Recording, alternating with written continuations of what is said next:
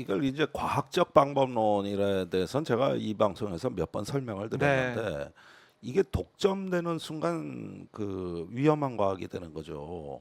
그러니까 1986년에 소련의 체르노빌 원자력 발전소가 폭발했어요. 그래가지고 이제 코끼리의 발이라고 코끼리의 발. 이렇게 흘러 넘친 이제 원자로가 용융이 녹아가지고, 돼서 예, 예. 거기서 방사능이 나온 건데 이때까지 소련은 거의 재앙적인 대처를 했습니다. 사건이 축소 은폐됐을 뿐만 아니라 초기 대처에도 완전히 실패했는데 그 다음 과정에서 고르바초프의 매우 놀라운 전환은 서방 세계에 이거 협력을 요청한 거예요. 소련의 힘으로는 안 된다. 그 한해 예, 그렇죠. 그때 당시에 이 체르노빌 대처 예산이 소련 1년 예산하고 맞먹었습니다.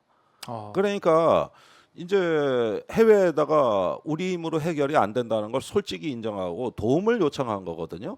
이때 국제 협력이 생긴 거예요. 그게 이제 고르바초프의 개혁과 개방 정책이었습니다. 바로. 같이 맞물려간 그렇죠. 거예요. 그리고 여기서 국제적 참여가 훗날 냉전 종식으로 이어진 겁니다. 오늘날도 유럽에 가면은 이 체르노빌 기금이 각국이 투자해서 조성이 돼 있고 여전히 활동하고 있거든요. 네. 그러니까 이거는 한 국가가 풀 문제가 아니라 여러 국가의 협력을 도모해야 될 문제였다는 그 진단은 지금 일본이 풀고 있는 방식에 비해서 굉장히 앞서 나가고 네. 품격 있으면서 저기 뭐냐 진화된 사고 방식이라 이거요. 그런데 지금 일본이 하고 있는 건 철저한 독점이거든요. 그렇죠. 모든 과학적 지식에 대한 독점이에요. 이건 과학 파시즘입니다. 과학 파시즘. 독점되는 그 과학은 위험한 과학이에요. 네. 나치의 우생학, 볼세비키의 정신분석학, 심리학, 그다음에 저기 중국 홍위병의 과학적 역사관. 보십시오. 인류 역사의 전체주의는 다 과학의 이름으로 자행됐습니다. 전부 다 그걸로 저기 그 학살이 자행됐고 전쟁이 일어났습니다. 네. 그런데 과학이라는 거를 과학적이지 않은 방식으로 하면서 그 권위를 저기 뭐냐 저 여러 국가와 시민들이 아니라 특정한 기관이 독점해 버릴 때 이걸 사이비 과학이라고 얘기하는 거고 과학 파시즘이라고 얘기를 하는 건데 지금 정부 여당은 IAEA가 객관적으로 검증하는 기관이라고 거짓말을 하면서 저기 IAEA를 못 믿냐고 윽박질러요. 과학으로 얘기해야지 과학, 왜 선동으로 말하냐고 윽박질러요. 그렇게 아니 주장하고 원래 과학은 없었어요. 과학은 원래 없었습니다. 그랬는데 뭘 과학이고 뭘 아주 지랄 연병을 합니다. 그러니까 결국은 이런 것들이 이 지금 우리의 어떤 과학에 대한 어떤 위기로도 이렇게 되면 인류 집단 지성에 대한 모독이자 과학의 가치에 대한 배신입니다. 우선 IAEA가 아니라는데 자기들이 아니라는데 그걸 신뢰 못하냐고 이렇게 얘기하니 거기가 무슨 감리기관입니까? 인증기관입니까? 어시스트 지원기관이라고 자기들이 그러는데 원자력을 평화롭게 활용하자는 그런 국제적 기구인데 네. 사실은 그러니까 이게 일본의 처리 방식도 잘못된 것이고 퇴보하는 것이고 이걸 공개해서 모두 국제사회에서 참여해가지고 살펴보고 어떻게 풀 것인지 뭐 돈이 필요하고 돈이 문제다 하면 기금 모을 수 있는 거고요. 어떻게 처리할 수 있는 방법이 여러 가지가 있을 텐데 지금 그러니까 보면 잘못 처리하고 이렇게 있다. 어떤 중대한 핵 오염 폐기물에 관한 어떤 그 환경적인 문제를 네. 일국이 자기네 주권이라고 해결하면서 자행을 하는 것은 이건 국제 규범이 무정부 상태란 얘기요. 이런 거 정도의 국제적인 협약 그다음에 저기 규범이 작동 안 된다. 규칙을 안 지키는 나라는 이런 걸 얘기하는 겁니다. 이런 걸 규칙을 안 지키는 나라라고 하는 거예요. 왜 중국 보고 뭐라 그래? 지네는 뭐 그러면서 독도 지네 거라 그러고 쿠릴열도 지네 거라 그러고 아니 오염수 방류하고 도대체 일본이 저 중국을 비판할 자격이 되는 나라입니까? 내가 보니까 중국에 대해 욕하는 거 지들이 다 하고 있어요. 그렇네요. 그러니까 일본의 태도가 분명히 문제가 되는 거죠. 그래서 이제 저는 그런 일본의 태도가 우리 말로 표현하자면은 꾀죄죄한 거라고 생각합니다. 그러니까 정말 꾀죄죄하다는 표현으로밖에 설명을 할 수 없는데, 그러니까 김정일 교수 이야기처럼 국제사회와 뭐 협력을 시도하는 노력도 뭐 필요하다고 생각하고 아니면은 일본 정도 국력을 가진 나라라고 한다면은 그 비용 자국이 처리해야 될 비용을 줄이기 위해서 국제사회를 방사능의 위험지대로 내모는 이런 것들은 정말로 꾀죄죄한 태도라고밖에 말씀드릴 수 없는 겁니다.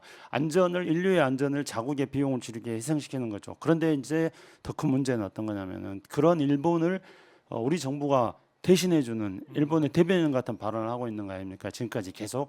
그래서 이제 우리 국민들은 일본에 대한 어떤 불신이 있는데 그러면 아직 과연 이제 이 오염수가 정말 완전히 처리됐는지에 대해서 과학적으로 완전하게 입증이 안 됐기 때문에 이게 정말로 위험하다, 위험하지 않다 이런 것에 대해서 판단을 하기 어려운 상태라고 한다면은 그렇다면 우리 정부는 그게 위험한 건지 위험하지 않는 건지를 파헤치기 위한, 밝히기 위한 노력을 해야 되는데 그러니까 우리 정부가 그게 뭐 위험하지 않다고 왜 앞장서서 일본을 대변하는 말을 해주느냐 이것 때문에 이제 우리 국민들이 가장 그게 불편해했었던 바로 거죠. 정치 논리에 오염됐다고 보는 이게 국민들의 이제 의구심이 있는 거죠. 저건 정치적인 백그라운드 때문에 저렇게 말하는 거 아니냐 이렇게 보는 것이죠. 아니 그럼 소고기 수입 개방이 그게 이명박 대통령이 자유무역을 위해 결단한 겁니까? 미국하고 동맹을 위해서 결단한 거지. 그게 정치 논리 아닙니까?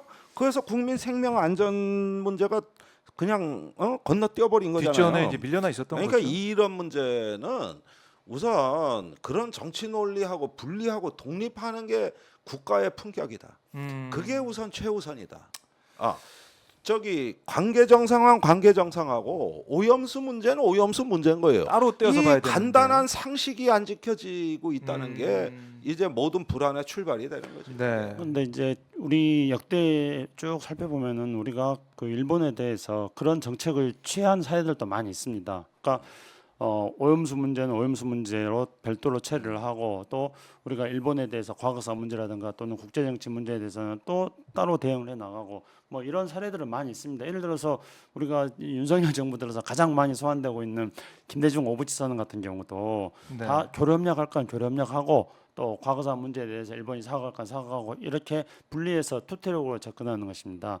그런데 이제 지금 문제는 이 오염수 문제에 대해서 국민의 생명과 안전에 직결되는 문제인데 이거를 지금 제가 이제 처음에 시작할 때 말씀드렸던 것처럼 국제 질서가 뭔가 이제 탈레행전에서 다른 국제 질서로 가고 있는데 이 국제 질서의 흐름을 정확하게 읽지 못하고 중국과의 디커플링하고 한미일 삼각 관계 강화에 올인하는 그러니까 한국만 다른 모든 선진 국가들하고는 다른 지금 행보를 취하고 있는 것입니다. 그래서 가장 앞장서 가지고 한미일 삼국 관계를 강화하는 것이 윤석열 정부의 정책 목표가 되고 있고 그리고 그게 또 지난 정부하고 정치적 차별성을 가지고 와서 국민들로부터 지지를 받는 거라는 잘못된 판단을 하고 있는 겁니다. 이런 어떤 그 국제 정세의 흐름을 잘못 읽고 있고 또 국내 정치적으로 이거를 활용하려는 측면에서 김승 교수가 말하는 것처럼 오염수 문제로 분리해서 대응하지 않고 정치적으로 대응한다는 그런 논리가 가능한 것이죠. 그런 비판적인 논리가 가능하다고 봅니다. 그러니까 이 대정부 질문에서 총리가 오염수 마실 수 있다 이런 얘기까지 하면서 이걸 보는 국민들의 마음은 어땠을까? 아니 그러니까 그게 대한민국 수준이에요. 마실게 뭐 하고 그런 어떤 허세 부리지 말고 네. 우리가 어디까지 검증을 우리가 직접 가서 국가의 주권 네. 이런 부분에 중심을 세우는 노력으로 품격을 세워야지 그래. 그게 그런 어떤 식의 답변들을 보면은 네. 이게 대한민국 수준인가 싶어요. 그러니까 한일 관계를 이 국제 정세 흐름을 잘못 읽고 한일 관계를 그냥 일본이 원하는 대로 우리가 대변을 해주는 게 한일 관계를 잘 푸는 거고 국제 정세의 흐름을 잘 읽는 거다 이렇게 지금 보고 있는 아주 치명적인 판단 오류를 하고 있는 것이죠. 네. 근데 우리가 이제 역사적으로 보더라도 한일 관계에 대해서 아까 김대중 대통령이 이야기했습니다만 또 예를 들어보면은 이토 히로부미를 저격한 안중근 의사도 일본이 메이지 유신에 성공한 것에 대해서는 높이 평가를 합니다. 그러나 우리를 식민지 침략하려고 하는 그런 동양의 평화를 파괴하려고 하는 이토 히로부미에 대해서는 저격을 하는 것입니다.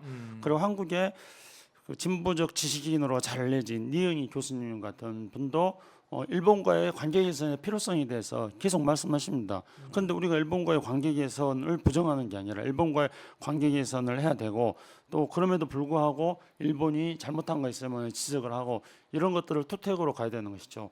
그런데 이제 우리 국민들은 그런 점에서 본다면은 굉장히 현명하게 저는 대처하고 있다고 생각합니다. 그러니까 일본이 독도 문제라든가 또는 과거사 문제에 대해서 일본이 사과하지 않는 것에 대해서는 우리 국민들은 아주 단호합니다.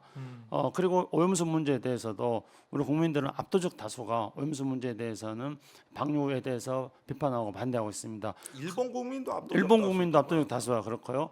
그리고 그러나 이제 또 맞습니다. 그러니까 일본 국민과 또 한국 국민들은 일본 정부, 한국 정부하고는 또 전혀 다르게 한일 간에 또 인적 교류라든가 어떤 교류해야 될 부분들은 또 인정합니다. 네. 그래서 코로나가 해제되고 나서 우리 국민들은 일본에 대해서 일본 정부 당국이 취하고 있는 그런 정책에 대해서는 잘못됐다는 것들에 대해서 아주 따끔하게 비판을 하지만 그러나 한국과 일본 국민들 사이에 교류하고 협력해야 된다는 것에 대해서는 또 우리 국민들은 인정을 하기 때문에 일본 방문객들은 또 굉장히 늘어나고 있습니다. 그래서 네.